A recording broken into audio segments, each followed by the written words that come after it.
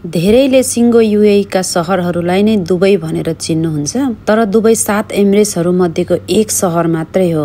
त्यसैगरी युएई मध्यपूर्वकै एक विकसित देश हो।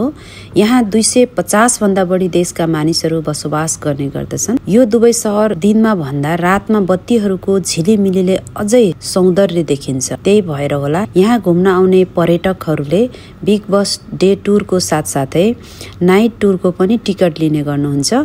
2 तले बसको माथिल्लो तलामा बसेर रातको झिलिमिली बत्तीसँगै डाउनटाउन बिजनेस बे हुँदै बुर्ज खलिफाको 2 तले बसको टपमा बसेर घुमेर मनमोहक दृश्यहरू आफ्नो क्यामेरामा कैद गर्दै मनोरञ्जन लिनुहुन्छ।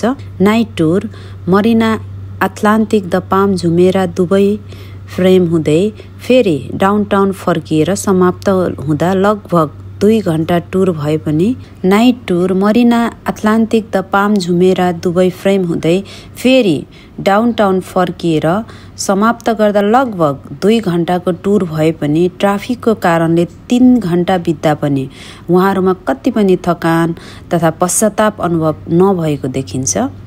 दुबई यस्तो सहर हो जहाँ एक पटक मात्र घुम्न भनेर आउनुभएका पर्यटकहरू दीर्घकालीन बसोबास गर्ने योजना बनाएर फेरि परिवारसहित केही समयमै युएई फर्किनुहुन्छ।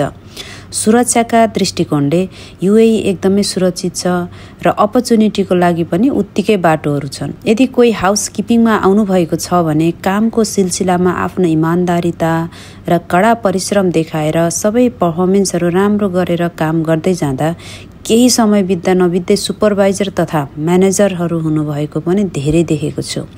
यहाँ प्राय जसो काममा तपाईँ हाम्रो एजुकेसन भन्दा पनि एक्सपिरियन्स र कामप्रति तपाईँ हाम्रो लगाव हेरेर पदोन्नति हुने गर्छ। प्राय हरेक कम्पनीको आफ्नै नियम हुन्छ। हामी श्रमिकहरूले कम्पनीको नियमभित्र बसेर नै काम गर्नुपर्छ। कतिपय अवस्थामा हामीलाई काम गर्न गाह्रो हुन्छ, कम्पनीबाट धेरै प्रेसर भएको महसुस हुन्छ, तर पनि कम्पनीको नियम कानुनले हामीलाई बाँधेको हुन्छ। आफूले अनुभव गरिरहेको कुरालाई साथीहरू बीच बाँडचुँड गरेर पनि मन हल्का गर्ने कोसिस हामी एकअर्कामा गर्दछौँ।